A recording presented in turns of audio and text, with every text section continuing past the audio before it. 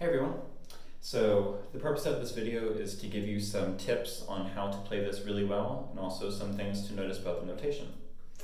So right off the bat, we have the key of D major in the beginning, which switches to the key of D natural minor in measure 19. Natural minor because it has a C natural rather than a C sharp. Keep that in mind. And then if we look at the time signature, it says 3/4, but with the tempo marking of vivace dotted half note equals 54. What those pieces of information tell me is that this should be felt more in 1 than in 3. Feeling it in 1, each bar in 1, gives it more of a dance feel, and it gives it some more fluid motion, some forward motion, rather than if I was to play it in 3. So I'll demonstrate that for a second. So if I was to play the first phrase in 3, it would feel a little bit stuck because I would go da da da da, rather than feeling each bar in 1.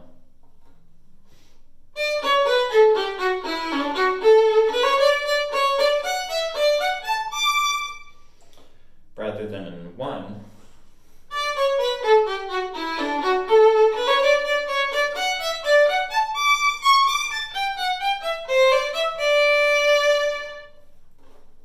And that carries on throughout almost all of the rest. We'll get to that in a second. So now let's look at the dynamics. In the first part, we have mezzo forte, so strong and present, but not overly so. And then in measure 17, we have a crescendo, which in measure 19 goes to a fortissimo. And the fortissimo stays throughout the rest of the excerpt. So that one should be very present, right?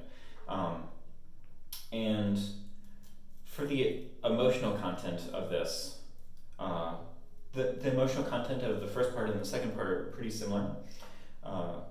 Both, I think, are prideful in a sense, which is more important to think about in the second part, because I don't think this section is angry. I don't think the second part of the repeat in the D minor section is angry. I think it's more prideful, even though it's fortissimo and has accents and such.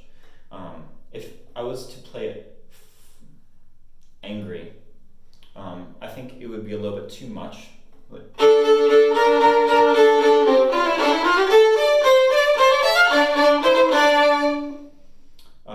Rather than prideful, which would sound more like this.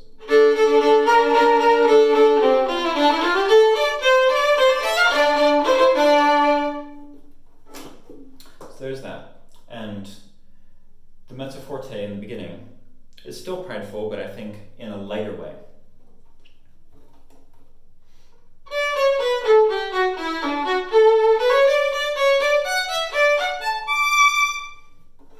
It's very poised in a way.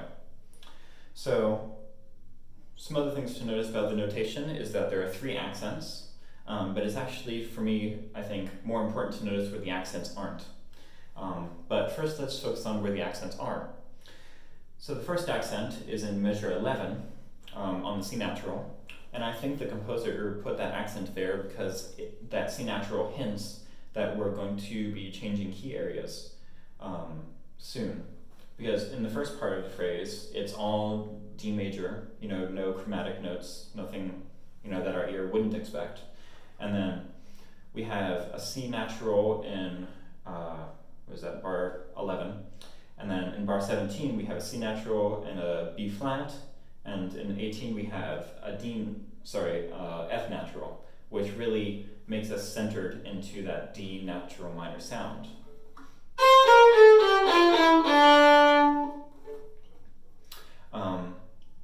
And so, anyway, so we have an accent on the C natural in the first part.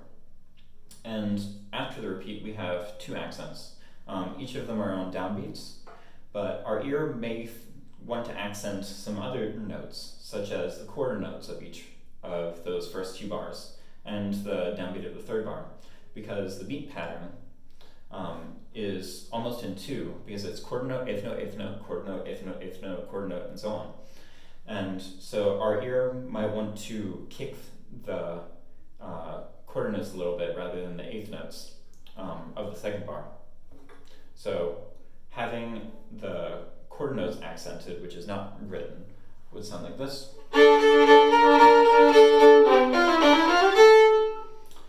Rather than what is notated.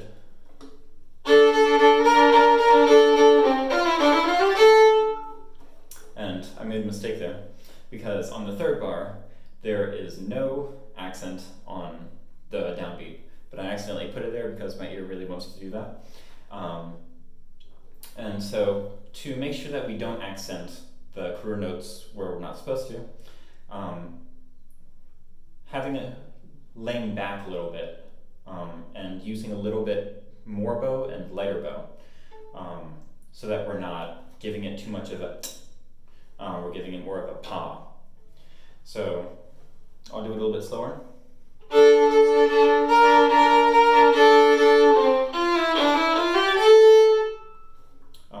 Because in the third bar we don't want. One way to think about this difference in articulation is that if somebody was notating what you were playing, would they put an accent there or not? Or would they just know that you're putting an emphasis there because it's the downbeat of a bar? So that's one place where an accent is not. Another place where an accent is not is in measure 19, which is the first part of the fortissimo. Because we don't, what's not written is, you know, that's not what's written, even though that's sort of what my ear wants to do. Again, this is one of those pa's rather than a t. So, a little bit louder, but you get the idea. Another thing to notice is we have some divisi markings and non-divisi markings. What's meant by divisi is that it's divided, right? It's separated by player. So in measure 7, we have a divisi marking, meaning that if you were to play this in a section in the orchestra,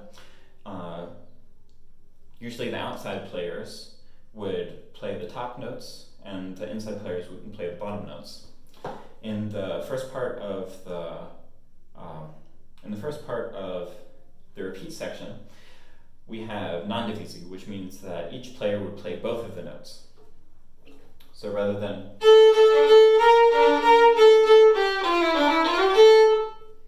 you would play both.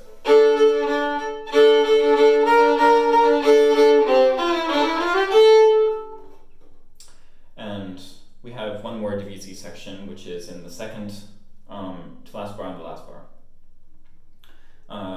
Alright, so one thing to notice about the articulation, that even though it's not listed, I believe that it's helpful to have some separation between the notes. Not too much, but some. And there are two ways to articulate, which we'll get to in a second.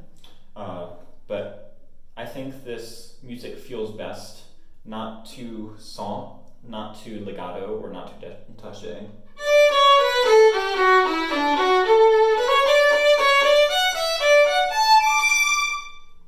And not too articulate either.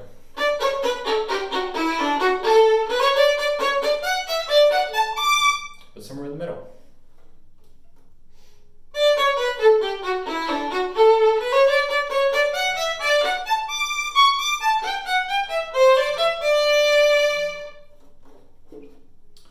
And so, the two ways of articulating. One is to lift the bow off the string at the end of each stroke, and the other is to stop the bow on the string. And I actually use both for this excerpt. In the first part, I lift my bow off the string because I want some lightness there, and I keep my bow on the string in the second part to have the sound become a little bit more heavy.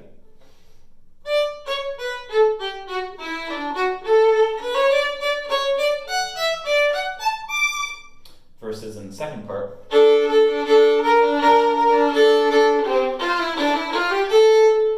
you can hear that, rather than that. So I'll play the excerpt for you now and see how it goes.